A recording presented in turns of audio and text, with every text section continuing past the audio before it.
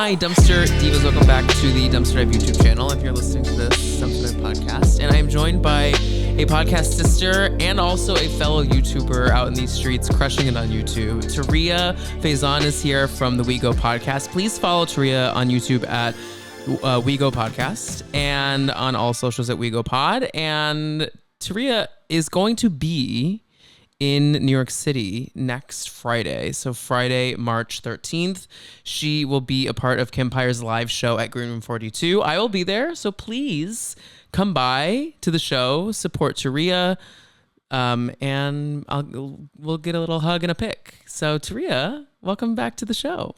Hi, thank you for having me. Is this going to be video? Yeah, is that okay? Oh my God. Yeah, I wanted to make sure because I had my hair wrapped for when I was at the gym and I took my wrap out and put gloss on. I was like, I know I didn't do that for me not to be shown. So now I'm just kidding. No, you look gorge. I'm kidding. I just wanted to I hi. love your bob era. You've been in it for a minute now, and Yes. I live for it. It keeps getting shorter and shorter. No, I live. It's cunty. If you see the back of it, it's so cute. And I could actually do that. Dun, dun, dun, dun, dun, dun, like the activated. Oh, yeah. Mm-hmm. Wait, I can't remember what your hair was like when we met, though. It was a longer bob. It was a longer bob. But Yeah, I love you're right, wearing you're it right. parted down the middle and also pulled back, which makes me think about even getting a pixie. But I think I'm going to keep this for a minute. I like the bob. I just don't want to look like a soccer mom bob. You know what I mean? No, this doesn't give soccer mom. It doesn't Because give you can the- style this and be a little edgy, like one of the top model girls. But if I was a top model girl, they would take a razor and run it straight through the middle and say, we just want a landing strip. The way you've landed at America's Next Top Model. You want to be on top? It's so crazy. Y'all, once again, please go watch. I recapped so much Top Model the last month. Thank you for bearing with me Yes, if you're you not a have. Top Model girly. But go check it out. I mean, lots of traction over there on the channel for that, which I appreciate. The Top Model fans are scary, Yeah. but I appreciate the attention. Can I say that, you know how they have podcasters, YouTubers, bloggers, social media presence, people with a social media presence on these documentaries? I would literally champion for you to be on one because you were way ahead of the curve. You've been doing Top Model and rewatching for a while, so it would be fresh. You know what I mean? So I would have loved to hear your take in the documentary or seeing you interview maybe a Jay, one of the Jays or Emmanuel. I think that would have been really, I would love to. really interesting. I would love to interview Mr. J because I also love Mr. J, and Mr. J was obviously like formative for me in terms of like seeing queer representation on TV. Not an actor playing a gay person, just like a gay person like living Living their life. same yeah. with Miss J. But I still have some questions for Mr. J after the documentary. Jay, are you talking about Jay Manuel, him, right? Jay Manuel. I have some questions for him too because I kind of had Because decided on I him. do think I've said this before, and we can move on from Top Model in a brief second, but I do think that he has skated by a bit Me too. with accountability because Tyra's so bad. Like he can, he's smart because he was trying to get ahead of the accountability game back in 2020 when people were watching it and rewatching, and he was like, this was a mess, when Tyra wasn't saying anything. So I think we've all kind of resigned our thoughts of his to be overwhelmingly like positive or like have become positive. But I do think I wish he was a little more free. You know what I mean? Like he's very like buttoned up. Yeah. I think one of the issues that I had, you can't have it both ways, meaning we were best friends. She slept over my house. We talked, we were actual real friends, only to turn around and say you were so scared of her that if this is your best friend who's been sleeping in your bed, you worked on this show together, the fact that you would email her that you wanted to leave the show and not have a conversation after you talked about, you and her made a pact that you would always talk about things. And so Tyra That's a good responding point. back, I'm disappointed. Yeah, and not wanting to talk to him. If that was supposed to be one of my closest friends, I'm literally sleeping in your bed. We're like sisters, and you email me that you're leaving me. I would have to get over the part of you leaving because at the end of the day, we all want growth. But the fact that you couldn't even have a conversation with me when we made the pact, because that's what Jay said in the beginning of the show, that we would always have conversations. You emailed the network and emailed me. So you kind of went behind me, and I'm supposed to be your girl. So that was my issue with Jay. Like, and I would have loved for him to say, you know what? Instead of saying, I didn't speak up because Tyra was in charge, say this, y'all, I wanted to keep my job. That's what was paying the bills. So did I think it was wrong? Absolutely, but I was scared to speak up. I would respect that because we've been in the workplace long enough to know that sometimes you've bitten your tongue because that's your paycheck. So I would have understood that, but to put the blame solely on Tyra as if they're blameless, I'm like, I don't really like that.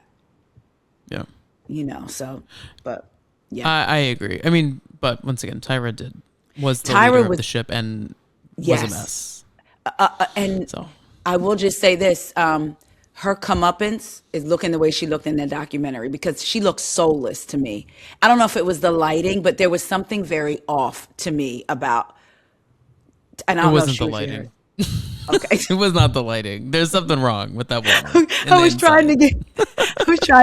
tried to give her the benefit of the doubt on the warm ice cream because I warm my ice cream up in the microwave for like 5 seconds because I like it soft. We've talked about this before. Yes. So I tried to give her the benefit of the doubt. You want to be on top? I can't stop saying it. Okay. Well, we are not here to talk about Top Model. No. We are here to talk about the Real Housewives of Potomac. And because, guys, I have not really covered the show too much on the podcast this season because I've been trying to focus on just like recapping 1 or 2 shows. I can't be everywhere all at once until I start making the big bucks. But then I can be anywhere. Right. But for now, I didn't recap it, but I did want to bring on Taria because I think of you when I think of Potomac, I think of Taria. You always are boots on the ground there. You are quite literally there, and you always have the hottest takes. You were there when Wendy went and got to court one of the 10,000 times, a couple of the times. You also had a recent run-in with the girls 2 days ago. Yesterday. I mean, you're everywhere. You're everywhere, right? So before we get into it, Taria, I want you to give some boots on the ground because first I want to start with the Wendy trial situation because you were sitting right behind Miss Osef herself. And then 2, I want to get into what you were up to last night. And I'm talking about the show. Thank you. Oh, no. Wendy's next status hearing is Wednesday. This Wednesday. Okay. Will you be there with popcorn? I will be there with bells on and maybe a fur so I can model to the court what she's modeled to us. Okay. It's interesting because Wendy was supposed to have a hearing in February. And that morning at 5:00, I checked to make sure that it was still on. And it was still on. Later on that day, it was still on. I was on my way there and I got a phone call from someone that I met in court, paging Dr. Pam. She is a therapist, I believe. And she has a very interesting take on it all because she is, her husband is Nigerian. I can't remember which one, but she has a very interesting take watching this from like a therapist point of view. But anyway, she calls me and said, so paging Dr. Pam, check her out. She calls me and says, girl, it's canceled. I said, excuse me, I'm almost to the Wawa to do a quick change so I can look representable in court. What do you mean it's canceled? It's canceled. At the Wawa? Yeah, so last time I went cute to court and then I had to get back to making my money driving and I'm not going to drive in jeans and my cute. So I go to the Wawa, lay something down on the floor, step on it and change my clothes. Like I'm Superwoman, like Clark Kent and Superman. That's me. I love the Wawa. I'm jealous, honestly. I'm like, did you get a snack? No. So I was on my way. And then when I looked up her case information, the defense had just gotten the prosecution's discovery. We have to remember that the judge allowed for all of her financial records, not just personal, but her business from the last 10 years to be included because they were fighting to keep the business financials not be a part of it. But the judge said, nope. So the prosecution had given the discovery to the defense. So I think they postponed it so that they could go through all of that. I kind of want to bet money that come Wednesday, we're going to hear that they're going to take a plea deal. I could be wrong, but I feel like that's their best bet. But I did hear, and I've seen other people saying that, but a lawyer had an interesting theory, and I want to get your take on it. And those of y'all listening, because it could work two ways. I heard a lawyer say she would not advise a plea deal because if she takes a plea deal, instead of fighting it, she's pleading guilty to fraud, and that's going to put her on all the fraud lists. Think about it. When you're on an insurance fraud list, you may not be able to get insurance. You have to have homeowner's insurance in order to keep your mortgage. You lose the homeowner's insurance or you can't get it, your house gets foreclosed, or you're going to pay triple rates. She may not be able to get car insurance. So do you take a plea to fraud? Do you take the chance to fight it? Or she said the other option is to take a plea deal, but ask them to do it of a lesser charge and not be a fraud charge. It'd be something else. That way she's not on these fraud lists. So I was like, but she would still go to she would still go to jail for a bit, right? Or if she could negotiate some sort of house arrest. But see, that's what I'm wondering. What do you feel in your gut? Because I kind of feel like, oh, she's going to do something. Time will be served for this. Time will be served, whether that's in a jail or that's house arrest. I don't know. Okay. The judicial system, I don't always understand the ins and outs of why some people get to sit at their homes and why some people have to go. I'm like, I don't get it. I agree. There are some people that have done terrible things that like just get to go sit and watch Netflix every day. But then there's some people that, with the ankle bracelet on. Yeah, it's like, crazy. That sounds pretty good to me. Right. I'll say I love my home. Same. I'm happy to stay here. You want me to stay here? Okay, I got it. I got a Peloton. Won't lose anything. Yeah. So, but I do think we're way past a situation of like dismissal. The jury has found you not guilty, and you get to go back on the Real Houses of Potomac. I think we're far past that, unfortunately. And I do think, based off, and we'll get into this in a bit, but like based off her reunion statements, like I'm kind of like more confused. She was trying to be open and speak. There's parts of me that agree with Karen, and I will get into it, and parts of me that were kind of like, I could see kind of what she was saying, but also, it's a lot. I'll say I think I said it before when I was on here, sitting in court, and when you hear the things that we've read, I agree that the prosecution is playing this out in the court of public opinion, while at the same time agreeing that it looks bad for them. So I do agree that the prosecution, because it is a housewife, like the prosecutor made the statement in court, my bag doesn't cost $8,000. My most expensive purse is maybe $300. That wasn't necessary. That's to sensationalize the case. And I remember when the article came out about 67 credit cards and aliases, it never said that she used aliases, her and Eddie, to get bank loans and in credit cards. But the way the prosecution divvied out the information, your brain automatically went to, oh, it's in the same article. Oh, they were using, and like she said like she said last night, because I took my little handy dandy notes because I'm a journalist. Hi, Portia. Her defense did clear that up and say that the aliases were for packages delivered to their homes, and some of those credit cards were expired and all that stuff. Right. Yeah, I don't really understand why you speak about any of it, to be honest with you. I understand she's on the show, but like, and here's the thing, like Jen Shaw, when she was on that reunion before she got her sentencing, that lady she is evil. Like, she was pulling evil freaking crimes, but the only thing she did right to me was like she wouldn't talk about it, on the show, which it's not right in terms of like like as a viewer, I want to know about it. So like, I wish she had said something, but in my mind, if I was in one of these housewives' shoes, I just wouldn't be speaking about it at all. I mean, the feds watch the show. The feds watch all of these shows because they are wrought with crime. The feds have their eyes on, allegedly, Miss Amanda in Beverly Hills next. I'm not saying I know that allegedly. But allegedly, but I said that before. Allegedly. I'm saying the vibes give they're keeping an eye on her. They're watching. Is what I'm saying. I always go back to Abby Lee Miller and how she got busted. The bankruptcy judge flipping through the channels, watching the show, recognizing the names, and you land on the episode where the girls had performed somewhere and they were paid in cash, and she had Melissa put some of the money in her bag, and then Abby had it in her purse, and her purse fell over and the money fell out when you've claimed on your bankruptcy form that you have zero. That's how she got caught up. So to me, it's like you said, Tough to hear you break it down like that. they are watching. And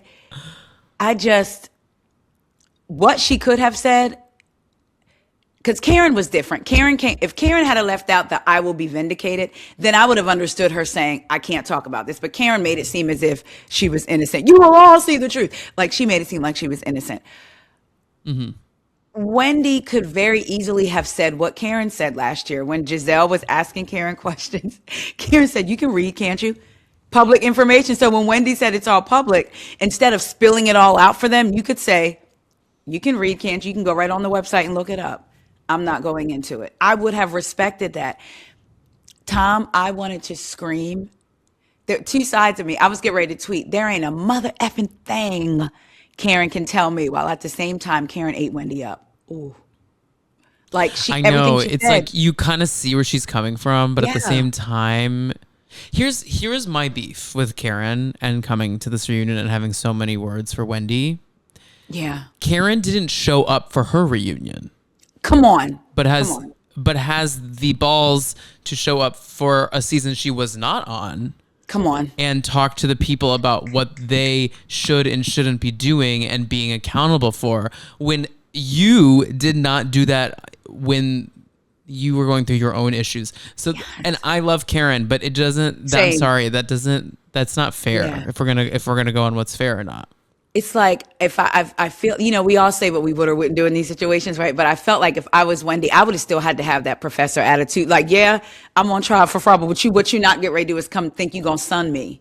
Like, you not get ready to come out here and say whatever you want to say. I mean, listen, me and Corey were talking about this last night. I know people have these things where they say there is a thing as responding too low. I get it. In my mind, yes. Do I think if you slap somebody and they stab you, yes, that's too low. But I also have to say, this is why you don't provoke people, right? Because you don't know where people's mental is. No, when Karen talked about Wendy's mom, even though she wasn't talking about it, but like Andy said, that was a rough scene. Had Wendy said something like, it's like, let's not talk about parent. Like, let's not do that. Like, I thought that was so out of pocket. And especially with Karen. Yes. Karen, who you can't talk about her parents' stuff either. Thank you. And that's what if Wendy had responded in kind, then people would be like, "Oh, that was too low." But don't put your mouth on my parents. You said that because you knew that was a sore spot for Wendy. So why even Giselle said Karen, but if Wendy had responded in kind. So it's like, and Karen, you're too, come on. As Mariah Huck said, don't come down off the chariot to throw tomatoes. No, that's a perfect way to say it. I mean, why? Come on. You were just in jail for a DUI charge. Your fourth. Come on. Girl, you are no better than these women on this couch. You were in jail for your fourth and came out with other people's hair in your head. Don't do that. Don't do that. And lying, so talking about telling Andy she had her jumpsuit on underneath those jeans and the blazer. To me, Karen looked amazing. She may have put on a couple of pounds, but she looked great to me. But to tell Andy in his face, I had on my jumpsuit. You still lying, Karen. Come on. So, but Wendy, I feel for her and her kids. I mean, if I get it, people say, "Oh, she committed a crime." I don't want her to go to jail. I don't, or Eddie, but I will keep you abreast of what happens on Wednesday. But I think a plea deal is going to come when they went to court in January. So remember when it first started, her and Eddie were going to be co-defendants. Then Wendy filed to have it dismissed on certain grounds. Then she filed to be separate from Eddie. They have their own separate whatever. They did. Mm-hmm. Then they submitted paperwork to be co-defendants again. So the hearing in February, one of the things they were going to address was if the judge was going to allow them to be co-defendants again, which I will say this, the judge seems to be very fair on both sides. Like from what I get, he seems to be very, he's listening, he's whatever. So I think that he's probably going to let them be co-defendants again. And that's one of the things that was going to be addressed in February. So I really do wonder what's going to be addressed on Wednesday. Like, are they coming in with a plan? Is Wendy going to fight this out? One of the sticking points that her lawyer keeps talking about is he keeps saying that they're not, what's happening is unconstitutional, because in the Constitution, you have a right to a jury of your peers. And again, there's not a lot of people that look like them there. So that the lawyer's trying to stick to that point. I do have a little bit of tea that I'll tell you off camera, but you'll also hear at the show.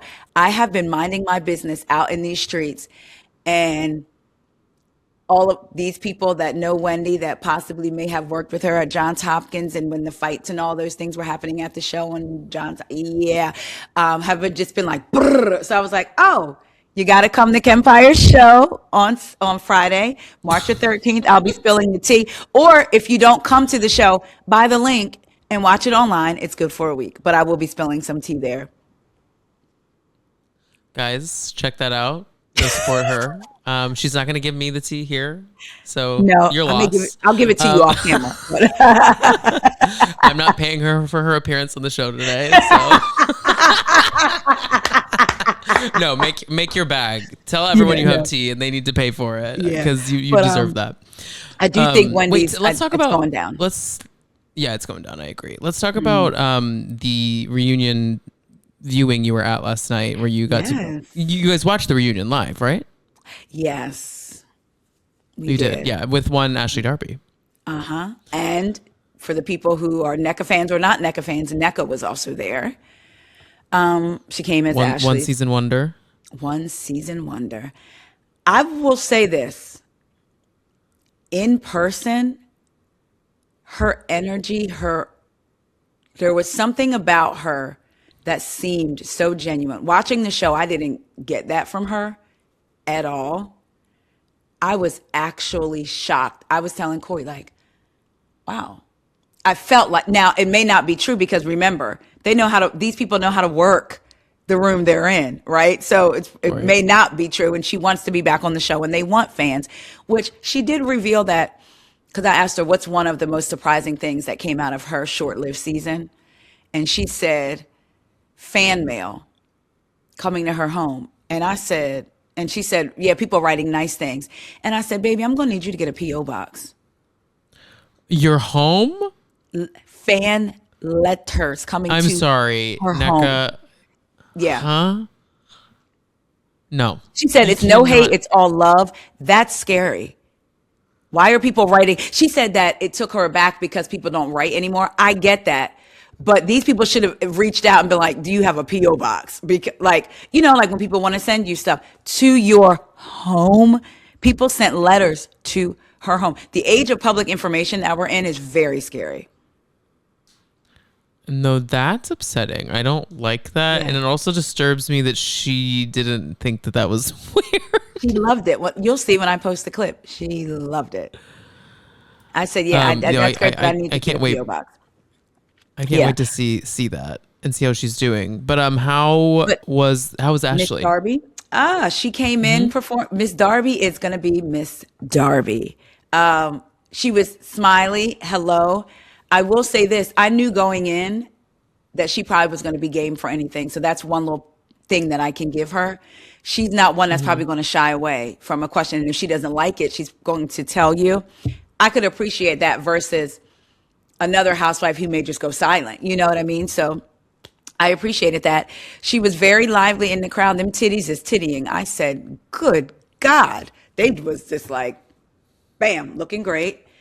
She looks good. I did tell her, and Corey, I jumped right in when I was going to talk to her. So Corey missed the very first part, but I looked her up and down and I said, you're clearly not a catfish. And she just bust out laughing. She was like, thank you for confirming. So no, she's not. She is gorgeous. If nothing else, that woman is she's gorgeous. Gorgeous. Yes, she's very gorgeous. I'm not an Ashley hater. I'm not gonna say I'm an Ashley fan, but I'm not an Ashley like. I'm not Dislike someone her. who's like we need to get her off the show because some people really don't want her there anymore. And it's funny that it's all coming up this season. And I have said, Ashley has been a no for me since season 1.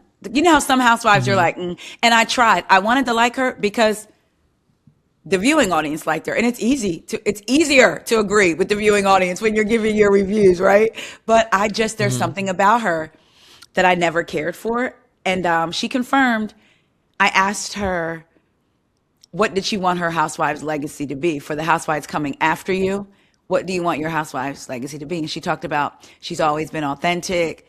You'll see it. And I don't know if she called, I was being a little bit shady at the end because she said, but I'm always going to be Ashley now, today, forever. And I said, well, you heard it here first. Ashley Darby is always going to be Ashley from now to, and I was like,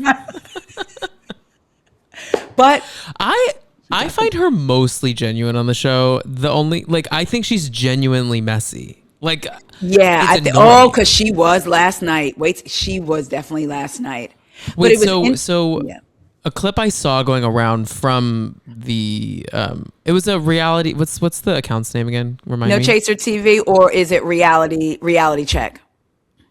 Reality Check was like who hosted the event. Correct. Oh no, okay. The Reality Rundown hosted the event. Reality but there was another Reality Rundown. Yeah. So Reality Rundown hosted this event, but No Chaser TV was posting this clip going around of Ashley talking about what happened at the reunion, and right at the top of this part 3 reunion, we get this moment with Monique where she has some sort of video that she's showing everyone, and they had to bleep the whole thing out. But the pertinent information, a part of it was that this person did know who Ashley was. That knew who Stacey was in relation to Chris Samuels, and they didn't know much about like who Stacey was as a cast member on the show, but knew who that lady was. And allegedly that person who said they knew who that lady was one of Monique's children. Yep, one of Monique's kids, confirmed. So that's why it was bleeped out. She kept saying he, and then she said, or she, because she has two, but it was clearly, I think, one of the boys. She said, yeah, that's why they couldn't play it. Here's my thing. Stacey has a funny way of handling words. Sometimes it's like, and even if it's not a direct lie, and I like Stacey, but your intent is to be deceitful, so it's just with certain things, right? Yeah. I do feel like I can see a world in which she did say she saw him when her and Timo together. Not all men, some men, not all men, are very comfortable having people meet their kids, possibly being on the phone with her around the house. And so the kids could have heard it because kids are everywhere. Or she's lying and had more of an interaction with Chris than she said. But I will say, when she said, I did not text Chris during the season, Monique came back with, yes, you did. You showed me text where he contacted you. Exactly. In that moment, Monique backed up what Stacey said. I didn't contact him. Because when Monique was reading the clip, she was reading, unless she deleted her responses. No, because Chris in the messages even said, why aren't you hitting me back, or why aren't you hitting me up? So with that part, I felt like Stacey was cleared, because you're assuming you saw the text, Monique, and you saw that she wasn't responding back. But when you pile it on with everything else, it don't look good for Stacey. But yeah, it was Ashley confirmed that it was Monique's child. And then shout out to Wellington, who runs the Reality Rundown. He works for Bravo, and he talked about, he said, I can say this, when both parents don't give permission, sign the waiver to film, we can't do it. And that extends to the voice note playing. So there's that. Wait, so what other messy things did Ashley say, like on the stage at the taping or watch party? We talked about Tia a little bit. And that was bad. Wait, speaking of Tia, I have a question. Am I crazy? Or did they remove a segment from the reunion about Tia where she was crying? They removed it. It wasn't there. Okay. You are not crazy. Today when I was watching the reunion back, guys, go back and watch the reunion trailer. In the reunion trailer for season 10 reunion, they showed this tidbit where Andy asked Tia something about her husband and is like, we don't see him a lot on the show. And this could have been Frankensteining the edit, but the Yeah. way they told the story on the trailer was that Tia was like really emotional. She's like, I'm not sure I can do this right now or something. She says something like that and she gets Yeah. really emotional. And I was expecting that to come up in this last episode. I know she got emotional talking about her dad and I was getting ready to bring that her up. Yeah. sister. But I felt like there was something removed, right? Yeah, because when she talked about her dad and her sister, she didn't say, I can't do it. She didn't use those exact words. No, she got emotional, but it wasn't Yeah. the same type of emotion to me. At least maybe we need to go rewatch it. But Well, it's wait, funny. what's the tea about Tia? It's funny The you tea. say that because Ashley said, I forget, somebody brought up Tia and and I'm going to post it because I just have to go through my video of it to post it. And Ashley says, I ain't going to say nothing, but Tia needs to basically she needs to worry about what's going on. And I'm paraphrasing, worry about what's going on in her house. And I said, so I'm yelling because I was up front. I said, it's that man, it's that husband, ain't it? It's that husband. She said, I'm going to keep my mouth shut. I'm going to keep my mouth shut. But she needs to worry about basically what's going on. Yeah. So she was kind of alluding to. I hate how Ashley. Here's the thing. My beef with Ashley, though, it's the same beef I have with Karen. Yes. It's like, girl, for so long on this show, Come on, spent say like it. 3 seasons talking about Michael Darby, but you couldn't talk about it. But you couldn't Like you talk couldn't about reveal anything about it. You couldn't say his name. things You that were couldn't- you caught had on to say his- film. Right. But then when it's other people's mess, Yep. you're all up in it. And you're saying on stage, you're saying at your Roberta Flack cover party that you making jokes about Wendy. I quit. And then get back to her and about her lawsuits that then you have to apologize for. You're at sitting at a reunion watch party talking shit about Tia's husband who isn't there and who wasn't really featured this season. So you're creating a culture for people to talk about it. Yes. And That say, didn't oh, exist that's before probably that. the reason why they're going to, because Tia needs to be careful. Bobby was this season. Next is going to be Tia's. It's going to watch. That's going to be their thing. And Tia better be careful of Giselle because that's going to be the next target. Yeah, I that's true. guarantee you. So Wait, they what- can do all of that. What are your general thoughts on our newbies this season, Tia and Angel? Did you enjoy them? Do you think they're both here for a sophomore season? What do you think's next? I enjoyed when Tia went back and forth with Ashley and kind of shut her up and said, if you want to get down in the dirt, we can get down. And she was and then it kind of seemed like something switched in her. And I don't want to say she did Giselle or anybody's bidding, but it was I get that she was upset that Stacey lied to her about Timo being back in town for that dinner, but the reaction seemed extreme. And I felt like she took on the being upset of Stacey's a liar, she took that on, and I felt like her reaction was very extreme to Stacey. So I felt like she kind of fell in line because when they were in Colorado, Kay, Angel, and Tia were getting ready to leave for that long drive to nowhere. And they were handing out Celsius drinks. And I don't even know, my brain just picks up like every little thing. But anyway, they were handing out Celsius drinks. And Kay says, and Tia, I need you. Because Tia was trying to comfort Angel, like, this is not right, something's not right, or whatever.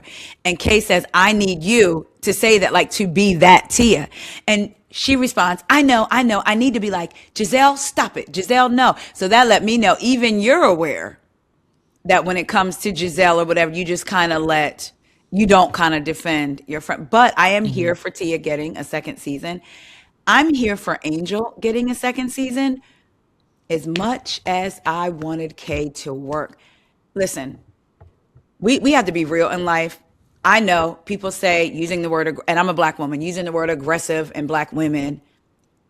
I know, I feel like I can tell when it's being used to stereotype because of a stereotype versus if you are aggressive, we're allowed to say that. And Kay, to me, seems all throughout the reunion, she seemed very aggressive, like with her answers, even with her body language. I was watching her face and I was like, what is her, like, is she unhappy? When they were talking about Monique and Chris and Stacey, and she kept, I just need to say something. I just want to say something. Girl, shut up. This has nothing. We don't care about Cookie and her big titties. We don't care nothing about that. We want to hear what's going on. I said she looks like she sweats a lot from them. I mean, I don't have big ones and I sweat under mine, so I can just imagine. But no, I can't imagine. I can't imagine. You know, okay, wait, this is a tangent I had when I do your titty sweat? School. Well, no, but I interacted with a set of tits that were similar in stature to Cookie's. Not sexually. Oh, okay, not okay. Sexually, wait, no, it's not that type of story, and it is a like, hilarious story. Ooh, okay. So in high school, freshman year of high school, during choir you could take voice lessons during your choir period, and you would the voice teacher would like pull you out of choir for like 20 minutes. You would go just do some stuff and work on your voice. So I loved singing, and I was like, I'm all in, I'll do this. I did not and know I was assigned this woman. Her name, I won't say her name, but she was this ex opera singer, Black woman, probably like at that time in her like 40s, 50s, and she just looked like she was incredibly busty and just like short in stature and just this huge personality, huge like mezzo soprano, beautiful voice. And she would carry treats for her voice students in her cleavage.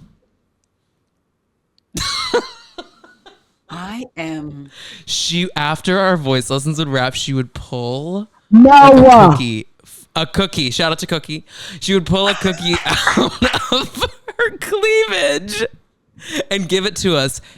They were always warm. Yeah. Did you eat them? Yeah, I mean, we were kids. We were kids. I was going to say we were kids. I'm like, yeah, whatever, I'll have that. In hindsight, it was only like after like the third or fourth time it happened, I was like, this is weird. Like, I thought you were going to at least say candy bars or something. Like, okay. No, cookies. That's why it reminded me of Cookie.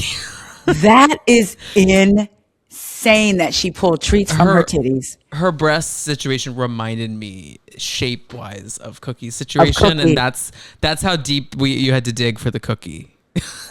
That is insane. Oh my God. But back then, like, I would have licked asbestos off a wall. Like, we didn't know. You know what I mean? Like, right. Yeah. No, that I have not thought about that in forever, but that memory just like that's so raven me. I was like, oh my God. Yes. With her redacted name used to give me cookies out of her tits. It's like, Tom, have you ever interacted with titties? Well, technically, yes. Funny you say, yes. Funny you say. That's crazy. Oh my gosh. What Kay, I don't know. I know she's not in I know Kay, she just, it's late on. She seems upset. My theory on Kay is if her entry into the show had been a bit different and that altercation hadn't gone down with her and Sesame Street, I don't know that like we would have this version of Kay still. I think we might have a different kind of like lighter version of her in the show. I feel like she's since that incident been kind of like clawing at a way to find like not a storyline, but like a persona for this show. She's like, I was a mess the first season because I got trapped into a fight with some person that wasn't even on this show. Right. And then like I was scrambling for relevance, and then I finally got the diamond or whatever they hold, the champagne flute. Yeah. And now I can't figure out what's going on with Greg. And then I can't figure out, it's like, I think I feel like it's an anger that kind of is out of her place on the show, and she feels like she's kind of fumbled the ball here. That makes sense. She has, I think a little bit. Because to be honest, one of the reasons I liked her, I was like, oh, she gonna ride for her friends. She saw somebody trying to come back, she saw Deborah throw that thing, so she inserted and was like, nah, we not get ready to do this. So I was like, oh wow. And then I was interested in knowing more about her. But it's just like, she's so, like, even the faces that she was making, I just was just like, wow. But anyway, with the newbies, with Angel, I would like to see Angel back. I do want her to wake it up. And by wake it up, maybe that's just her voice. But it seems like every time she talks, it's like get it out. Like, I'm like, I don't know how to say this without it sounding, I don't know. Life is not as elegant as she makes it out to be. Like, she's always like in her chairs, like, well, when Bobby goes to get the Suburban to pick me up, to carry me to get the martinis out of the fridge, to go wanderlust in the grill outside of the mountains of Colorado, I would never be seen in a group of ladies like this.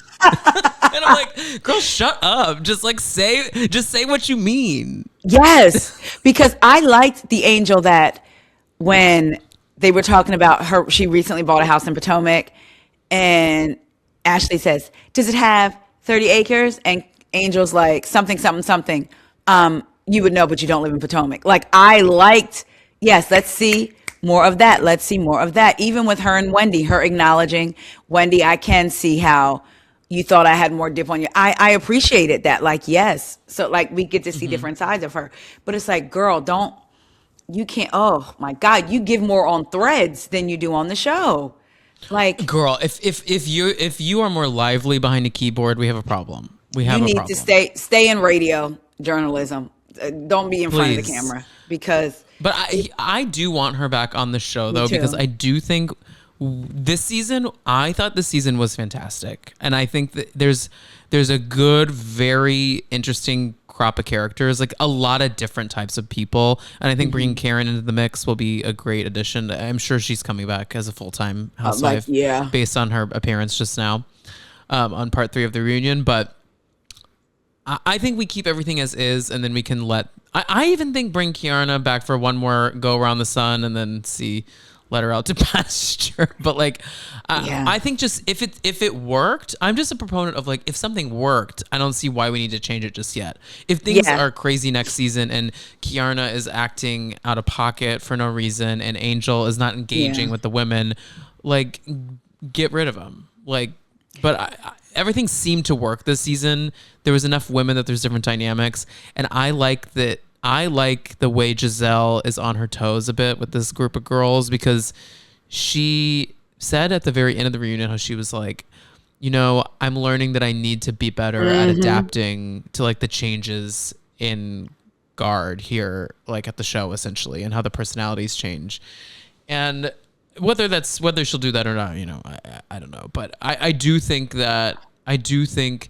it's important to keep some of her enemies there. Like, Angel needs to be there because Giselle can't get the win of knocking out Angel from the cast. Stacey, you know what I mean? Stacey too. She can't get the reaction isn't going anywhere too, because Andy loves her. He's already said it. Loves her.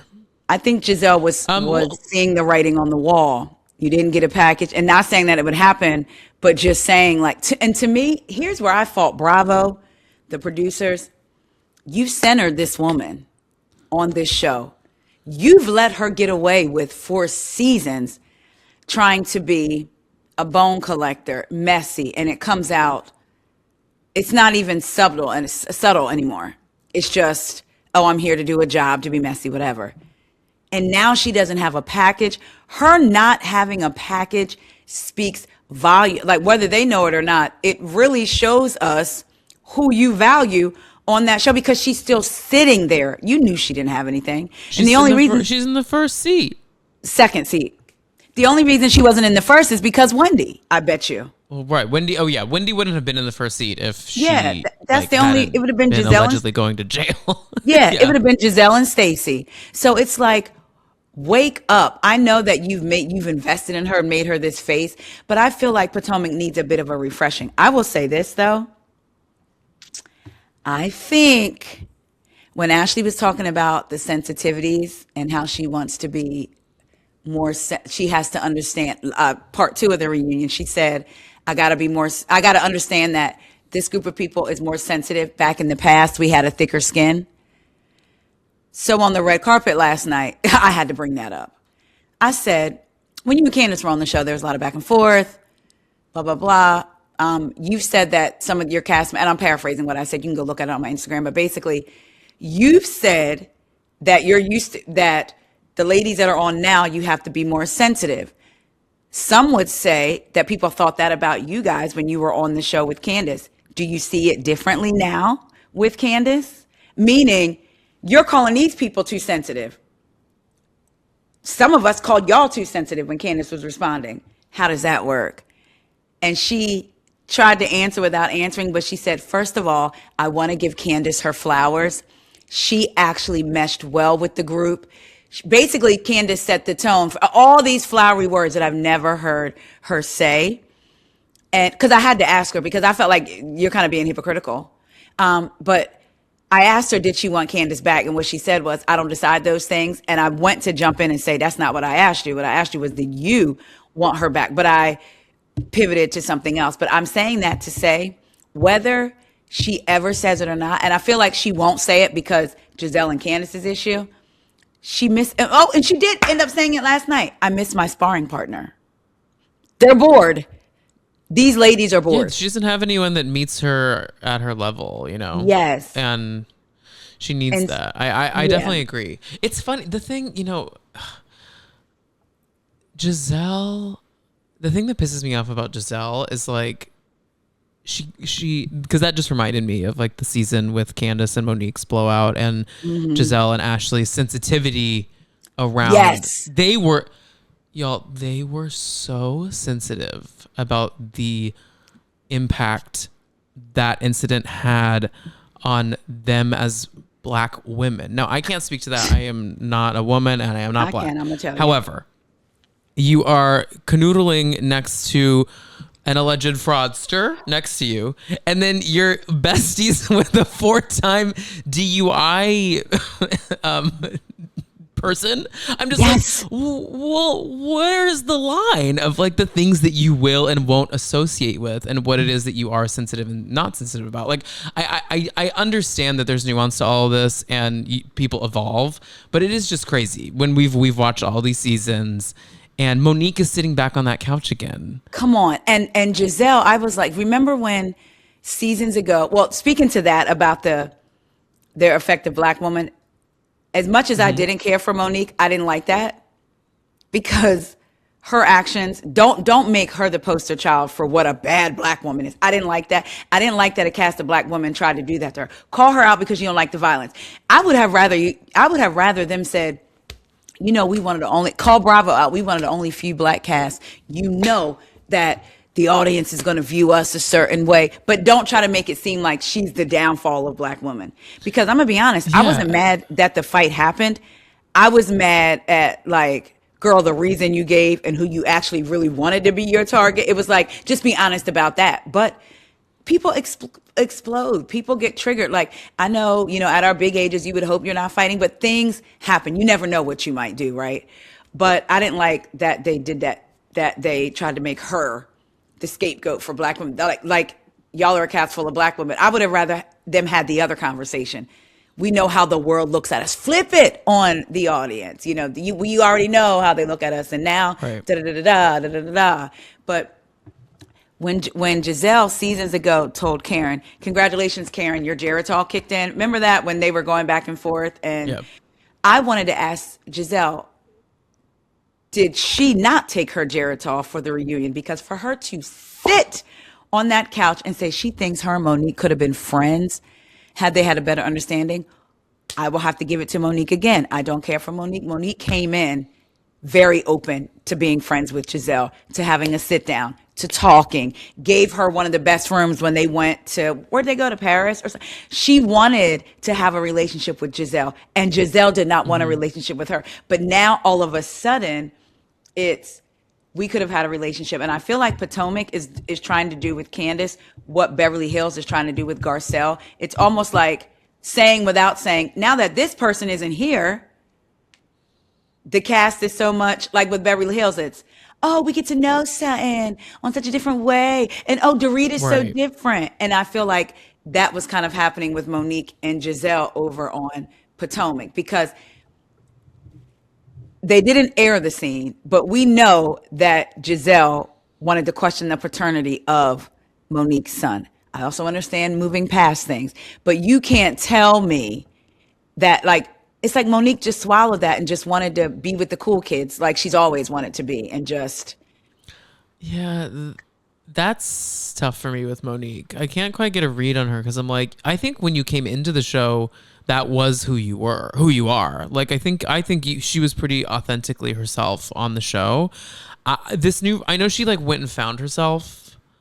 Sometimes I don't. I always buy you know how some people are always on a journey, and you're like, Yes. well, which journey is this? which journey is going to bring you to your destination? Can I ask Because you a I don't buy question? the journey. You're a healed person Yeah. who brought that old binder when you said that was the most embarrassing thing. So you're a healed person and brought the old binder and said, Andy, do you want to see it?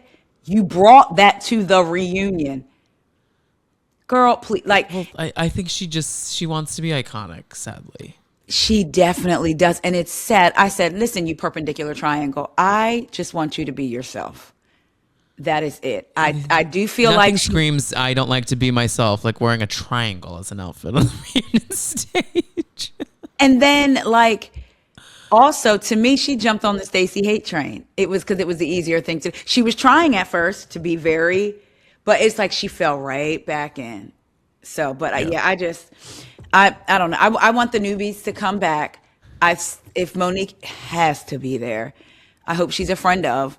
I think she'll be a friend of only because Chris won't let her film the kids, which kind of well, I can't say I'm not. I think in it's there okay. with- I think it's okay. I don't think we need her more than a friend of, to be honest. I think that this was fine. I think she'll probably come back with some more ammo. But once again, like I said earlier, like this all worked. So I just think we keep things that are working. You know? I do think it kind of. Let's talk a little bit about Karen's. Oh wait, go ahead. What were you So gonna say? I was going to say, I do think it kind of sucks. Again, I'm not in their relationship, so I don't know. Maybe he doesn't think she'll do right by the kids, but Monique seems like an amazing mom. Like, you're not paying her alimony. She needs to work. That's why she came back. Let's be clear, which, hey, no shame in that. So sometimes I wish she would say, I need to work.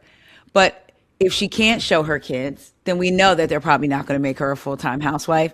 So it's like, and she won't show her kids because the other party won't agree. So it's like, not only are you not paying her alimony, it's almost like, are you stopping her bag to a certain point? Because Well, men want control. They want control. you know what? Thank you for bringing me back. Okay, I'm back.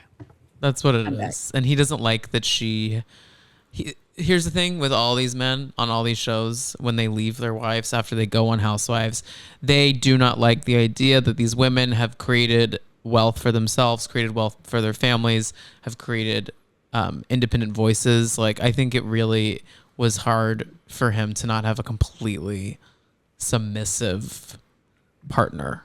Gotcha. Wag, you know? That's the vibe I get. But then from she him. kind of, and I didn't watch their was. second show, but Oh, well, that was the show when she wasn't. I feel like on Potomac, she was that very submissive of everything Chris wants. And then when she got on to that of the Love and Marriage. yeah, you could see, oh wow. Is that Totally show still different. on? DC has not come back, and Carlos claims he don't know if it's going to be canceled or not. It's been almost 3 years.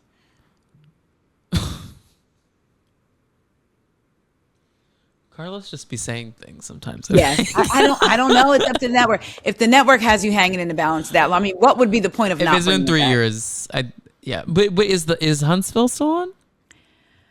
Huntsville, and it needs to go the way of DC. It's like, what are we doing at this point? Yeah, I kind of, there was a brief moment where a lot of people were talking about those shows, and then I fell haven't off. seen one person mention any aspect of this television program. I fell off. Guys, and used to Monique, listen to just for recaps, those that don't but- know, Monique and Chris went on to this Carlos King produced reality show based in DC called Love and Marriage DC.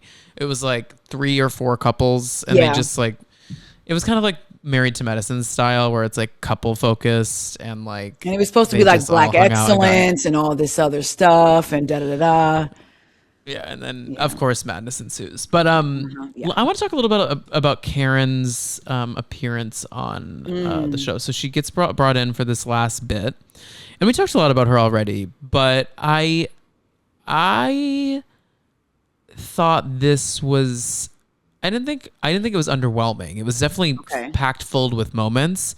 I thought her energy to me was a bit jarring as someone who like just got out of jail. You know, we've sadly had this multiple times on the show. Usually they're in like this Zen place. She's now a sober person, but she came in still incredibly defensive. What were your thoughts on her appearance back on the show? I felt like she was incredibly defensive and also on a high horse a little bit. Yeah. Well, defensive and offensive, truly. Like she was Yeah, on everyone, yeah. but then, yeah. It was like she made some good points with Wendy, but I felt like she came in to do a show. Like she acts as it, like with the whole Grand Dame thing, we knew that wasn't going to last. Like, oh, I'm giving the title back. And then she says, well, the people want me to have it. It's like, Karen, whatever.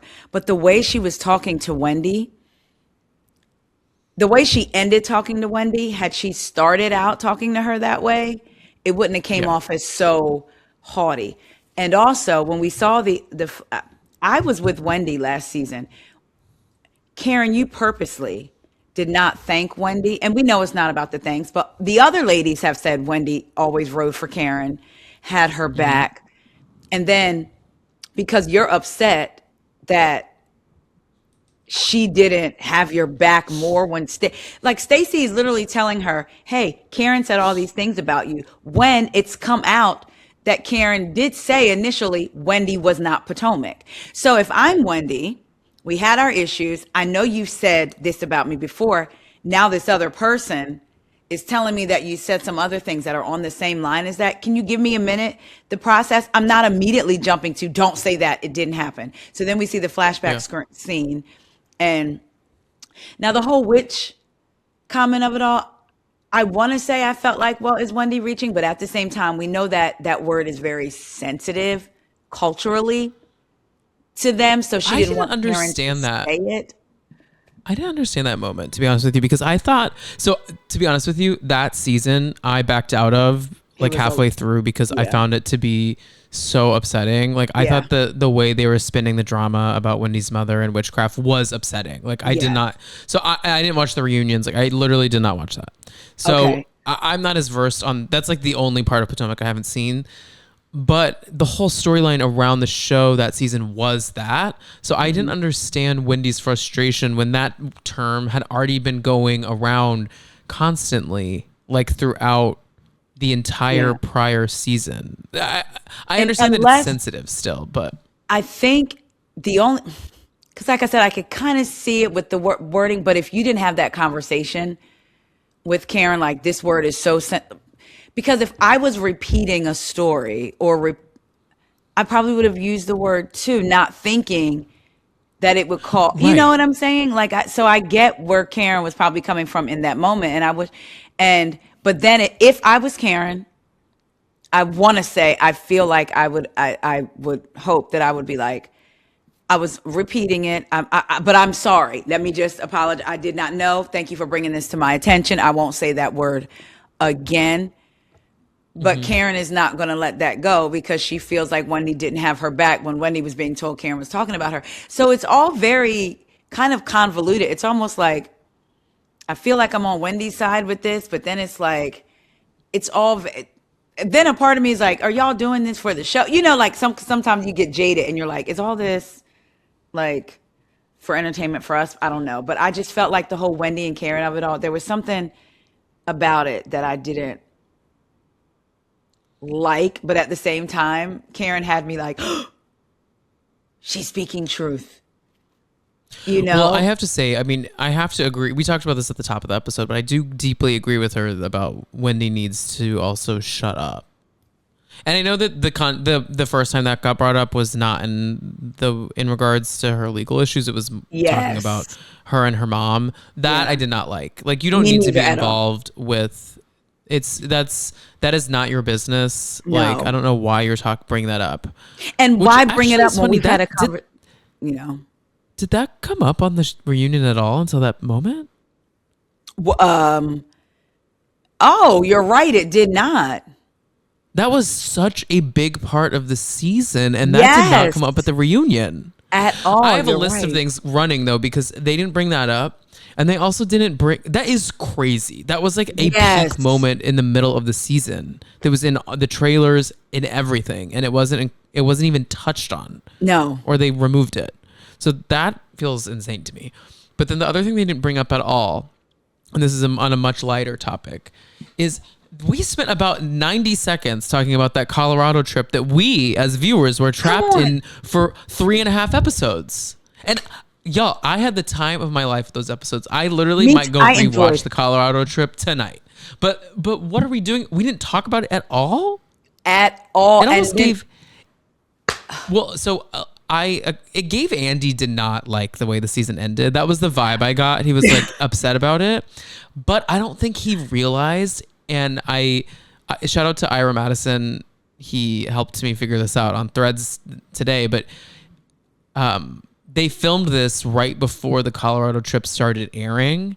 And I don't think Bravo knew how like hilariously iconic the trip was. Okay. So they didn't prep that portion of the reunion adequately because I just don't think they knew kind of that this was going to become like Bravo canon. Like I think Andy hated the way the season ended. Mm-hmm. And so like he was like, we don't need to be talking about that trip that ended in a gas station. When the viewers were all like, no, we need to be talking about the trip that the season that ended in a gas station. And because the way he was like, well, good news for you. We're not going to talk about it. Like, no, I said it was so bad that it was actually kind of iconic. A little bit like it was so bad that it was so good. You know, like Taria, we have watched probably 100 seasons of Real Housewives at this point. Yes. There are so many trips that go by the wayside, and we've watched a ton of trips in Potomac, and I don't remember. You know, some casts are trip casts, like the old Roni. Like we all remember the trips. You know, like there are trips that stand out in OC. We remember a lot of those trips. Yeah. Atlanta, they don't really move a lot. They go on trips, but their more iconic moments are in strip mall parking lots, which I mean that affectionately. Potomac, I can't really think of that many vacays, really. That were like I can think of like the France one. I can think of like when Katie Roast came back and dragged Ashley. I remember these bits and pieces, but like Colorado trip will be forever engraved in my memory as one of the iconic housewife trips. And it's crazy we didn't talk about it barely at all. And that was also that was Angel's whole storyline. Yes, it's like you took it away from her. Angel sitting in that car with that hat on, trying not to cry. Or that can face we talk about those scary men that were sitting around the campfire? I think about them all the time. Oh, freaking word. I said, please, I wanted Angel to come out and say, they actually did say hello and engage with them, but they edited out something. She clears everything else up, didn't clear that up, which let me know they really were. And even if Angel went back and had told her crew, her billionaire crew, or the people that take care of the billionaires, hey, they've been talking about me, they've been this, they've been that. Taria. I would like to think the people that take care of the billionaires. Yeah, because that's what she said. They work with billionaires, millionaires. Even if she told them that, that was shady. That's what she said. Even if she told them that, if that's your girl, she's introducing you to them for like, come on, it's the show. They could have been like, how you doing? You know, but just to be looking at them, one is blowing circles and cigar smoke. Like, come on, hello. Like that was also, so embarrassing. It's name recognition. Yes. Like when you have your name said on these shows, people remember your name from the show. Come on. And unfortunately, you were trapped in one of the more iconic trips on Real Housewives, and I will forever remember you, Mr. Cigars, smoking in the corner. Yes, staring looking at them. That was insane. Giselle said it looked like a scene. It looked like a cut scene from Get Out. It really did. We got to be honest. Like, can someone blink? Oh my. Should I do my Angel impression again? Yes. You had the lips she's and all. down like this. She's down like this in the chair, right? She sits really low, and she's like, Bobby played so many games for the football team I love so much, and when we travel to Colorado, I just ask for the martini chilled, and Giselle knows nothing about martinis chilled because she's what? A heathen in Potomac. And doesn't even live in Potomac. But then on the show, she's like, right. And then on the show, she's like, hey. Will you be my sister? How y'all doing? Yes. I'm looking for some new sisters. And as her sister chin checks her. As her sister Kay Lord. chin checks her. I can speak better for myself. Did you see when Angel's like, that bothered me. yeah, because come on. When what I did like the first part of the reunion and even the second part, Angel did a good job with certain things of inserting herself, because the ladies have to, into conversations that weren't even about her. Like she added input in conversation. And this is like, yeah, this is what we needed during the season. But, oh my God, it just made me think of a conversation that, when what was said where Ashley agreed with, Angel said Wendy she kind of made it seem as if Wendy drilled down on her, which Angel, you started that, but Wendy drilled down on her because of what was going on in Wendy's real life. And Ashley was like, that's a reach. And Angel, baby, it was a reach. I was like, and the way she just sat up there, like, I was like, It's like, Angel, I think you think more people think about you than they do, unfortunately. And I think she thought Giselle and the ladies were going to be impressed by her money and her WAG status. News flash, they don't care. These housewives are not impressed by that. Even if you have more than them, they're not, especially not the Potomac cats. Like, these housewives don't care about those kinds of things. No, absolutely not. It's just not, that's not on their list of, wrong show if that's what you're a part of. Wait, two more things that I want to touch on briefly before I let you go. So, one, we haven't even mentioned Jazzy, and I think that's going to bring her up. When I said keep things the way they are, what I actually do mean is keep everyone but Jazzy. Because Jazzy kind of posted something on Instagram that made it sound like it was a wrap for her after this. So is that real? Because some people are saying it's real, some people are saying it's not. I don't know, but it's a wrap for me. Because she showed up. She showed up like she had rehearsed all those lines in the hotel in Chelsea the night before. And like what, girl, stop. Like, just be yourself. Did you see the online back and forth that her and Keirna had? I saw screenshots, but what give the people what the gist of it was. I wish I had it in front of me now, but I think I can find it real quick. But basically, Jazzy was saying that first of all, that she's upset of the narrative, and I'm speaking, what is it called again? Words. Paraphrasing. She was upset. Yeah. She felt like basically they were trying to create a narrative around her recording phone calls. For something that happened twice by accident, they edited out. Like, they tried, and the other lady saying, that's happened to me. They edited something out to make it seem like all the ladies were agreeing that she did record their phone calls when she didn't. Oh, I have it up. You got it? Okay. So, yeah, Keirna says on a story, the allegation from tonight's episode crossed a line and warrants a response. For clarity, I met... once again, this is about how Jazzy was trying to say that Keirna stole Greg from another woman. Are women fighting over Greg is the question I have, but that's a question for another day. I feel like they are. That doesn't ring true to me, but you know I don't know. I will say this. He's got I don't know how much money Greg's makes, but I know that he got this house built, moved to this new place. There may be some women who are feeling like, he may have a little something, maybe not on a housewife scale, but on a above middle class scale. I don't know, but I don't think they fighting over Greg, but okay. Yeah. For clarity, I met Greg during CIAA weekend in 2022. His divorce had already been finalized. That timeline is factual and verifiable. There was no overlap. We take the protection of our family seriously. False claims that impact our family, especially where children are concerned, are unacceptable and have consequences. Does he have kids, Greg? They have like joint, and he's currently in active litigation. The mother is taking him to court for more child support money for their tuition. Got it. And I bet you, baby mama called Jazzy. So then it says allegedly, and then it says reality television invites commentary. It does not justify misinformation or fabricate narratives. Repeating a claim does not make it true. Blah, blah, blah, blah, blah. The record is clear. And then, oh no, Jazzy didn't reply to that. Oh wait, let me tell you, she did. Second Or of all, that maybe they kept going off in comments, but isn't it interesting how she said repeating a claim doesn't make it true? Because you certainly kept repeating things about Stacey that you 100% didn't know to be true.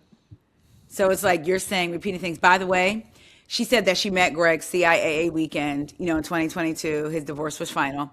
It was CIAA weekend was February of 2022, and his divorce was finalized in the middle of January 2022. So just perfect timing. so period. No, the comments are okay. I did find the comments on Reddit. There is a lot here. And they were. I don't know that I have the energy to read all this, but it's a lot. It's too much. It's too much for the comment section. You're bitter. Your ex NFL player didn't take you seriously, so now you're taking it out on me, calling me desperate when you were perfectly fine with me until the camera started rolling. It's a lot of stupid stuff. But then Jazzy finalized it all with 39 turning 40.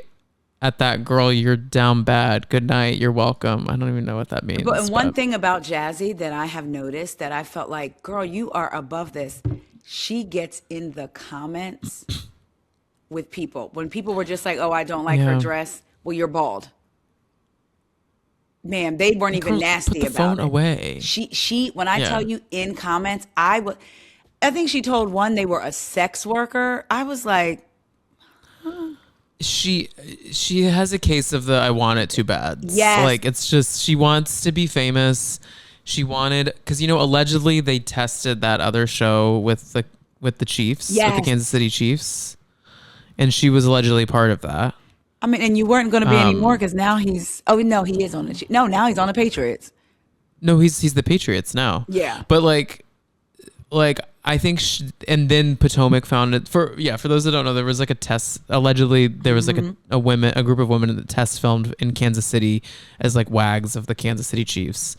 I didn't get picked up, is my understanding. She was a part of the cast, but then they really liked her, and they were like, "Well, do you want to be like a friend of on Potomac?" And I believe allegedly that's how she got into the mix on Potomac. And I really liked her last year. I was really bummed about her being this like fame whore this year. I would like her to not come back.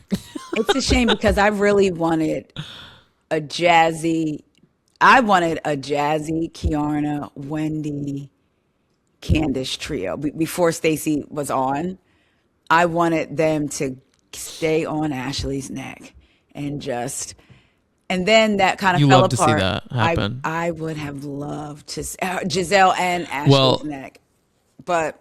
Well, Jazzy's farewell from Housewives will forever be her. The door will be closed on Tia's comment saying, "Jazzy, you were a friend of, and you are a friend to no one. You failed at your job."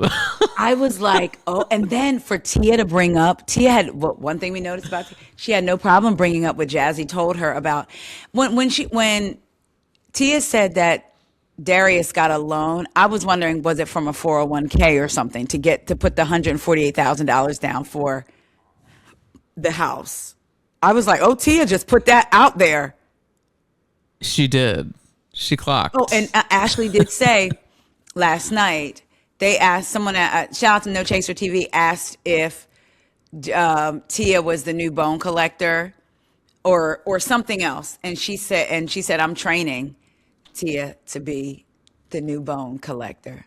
And Ashley also said, and I'm sorry, No Chaser TV, because this gagged me. I almost screamed at the end. It's under No Chaser TV. It was Sip or Spill. He asked her, was Stacey, oh my God, either unstoppable with a capital U, upstanding with a capital U? Because remember when Ashley was like, I am upstanding with a capital U to Stacey when she said she was dating a politician. Oh, yes. So they asked, was Stacey outstanding? Was Stacey upstanding or impossible? She was like, impossible with a capital I and stank breath.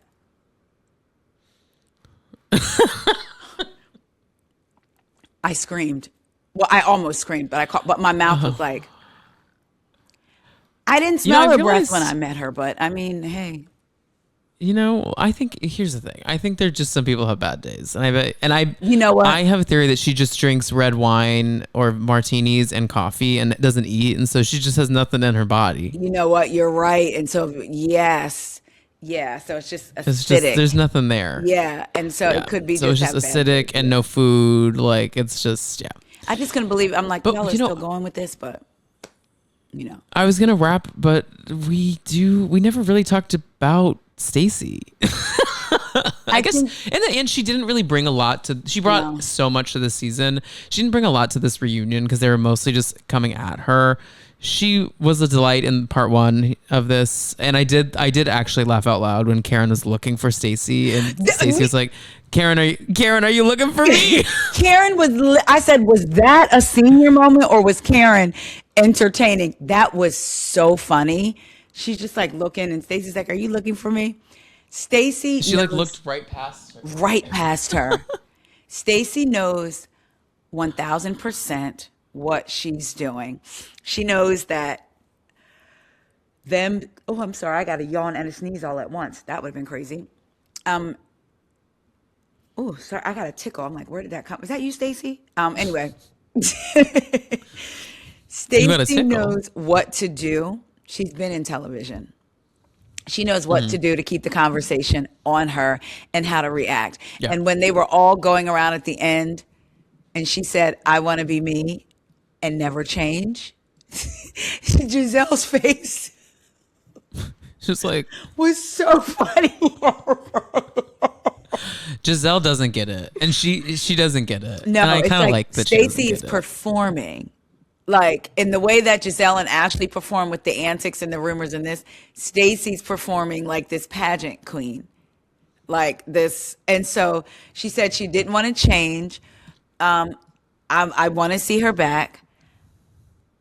I can't necessarily pinpoint if she's lying because even when Tia said, you told me I don't know that man, that's not what Stacey, it's like that's not what she said, but I feel like Stacey's purposely being ambiguous to be deceitful. So that in itself is like, can I trust you? But with all that Yeah, being said, I still want to see her back. I love the way the ladies try and just can't break her, you know. they can't. Yeah, so I'm She's excited about the that. I do want to see. It would have been interesting to see this season, given Karen and Stacey's fallout. If this season, with all the ladies coming at Stacey, you know how Karen likes to be the mother hen. Would she have kind of flipped and became like okay, guys, come on? You know, as far as going after Stacey, it would have been interesting to see that, and I wonder what will happen next season with that. But yeah I'm looking forward to yeah. seeing Stacey back. Me too. Me too. Well, Taria, thank you so much for being here. This was a fabulous deep dive into the season of Potomac. Yes. Y'all, if you haven't watched all of this season still for some reason, go back and watch. It's been a really killer season. What's up? Can I say something else? I forgot to say that. Have you? I don't know if Ashley's all of a sudden doing a press run. For someone who's never done podcasting before, now she's all of a sudden doing a press run. In one press run, she said Sharice always calls her daughter-in-law. I just had to bring this up. It just dawned because I meant to bring it up earlier. Daughter-in-law, be my daughter-in-law, be my daughter-in-law. She says that. Then she says that when she told Sharice about her and Jackson, she expected more of a reaction, like maybe flipping a table, which is interesting because those are the exact same words that Giselle used on her podcast. And I was like, oh, so they came up with this. And then she said, Ashley, in another interview, I said it to get Sharice back on the show. Last night, she said, yeah, I was saying it to get Sharice back on the show because she's run into some financial problems.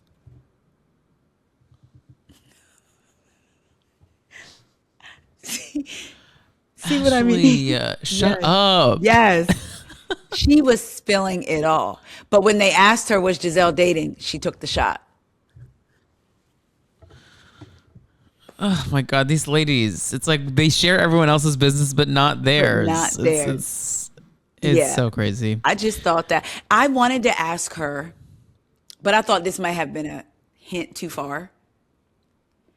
Because I wanted to say, do you agree that one could say you referenced you only having one social security number? but you had to lay down to make 2 social security numbers to secure your financial future? Would that be fair to say? I think it would be. I think it would be too.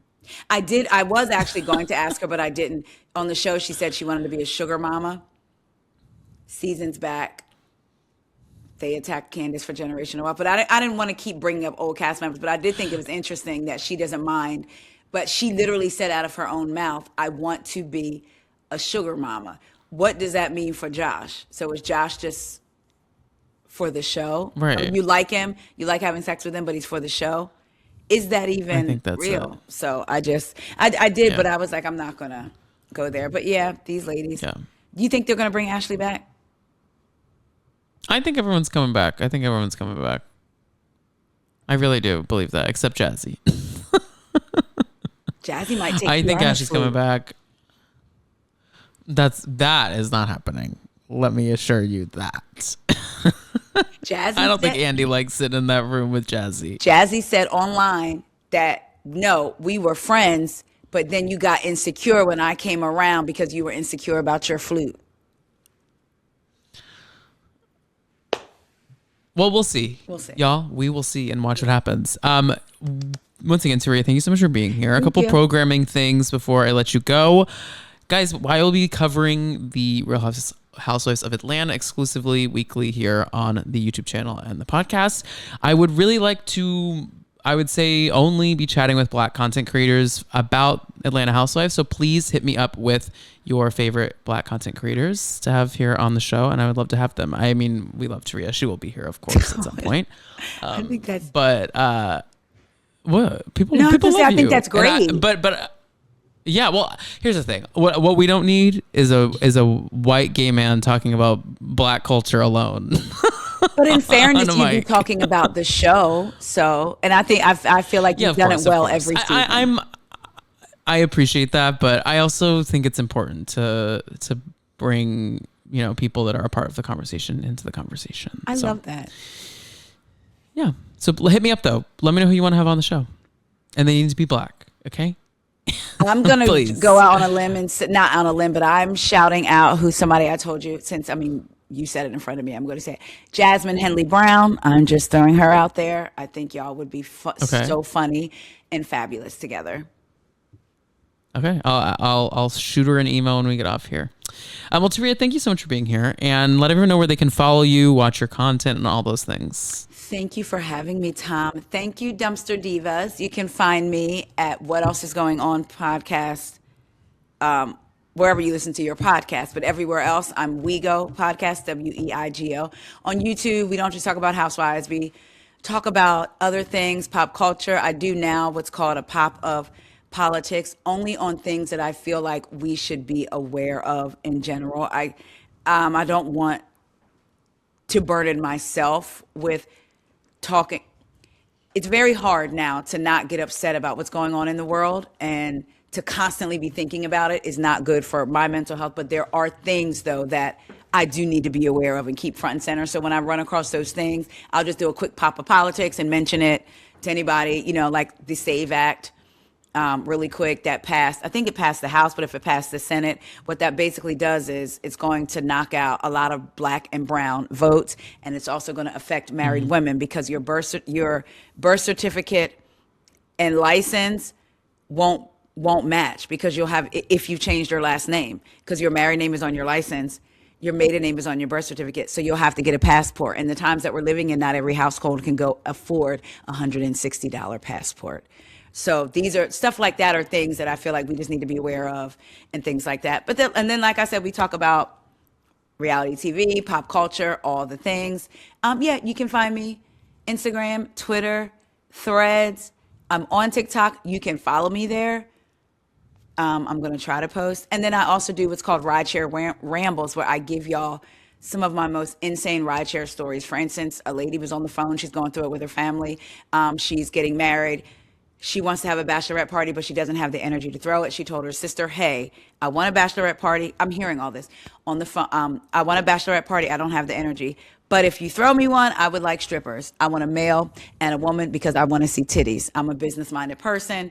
So I wanted to ask her, Do the titties have an age limit? If all you're trying to do is see a flash, I might could work something out. Because these are 48-year-old titties. But I decided I'm a good Christian woman. I'm going to keep them where they need to be in their bra. But anyway, so I do ride share rainbows and talk about some of the crazy passenger things that happen inside of my car. So yeah, check me out. Guys, that's so much content. Please go check it all out. And we will be back next week. We may not have a Summer House recap because I'm traveling, TBD, but we'll be back next week with some more fun eps. And I'll see y'all soon. Bye, everyone.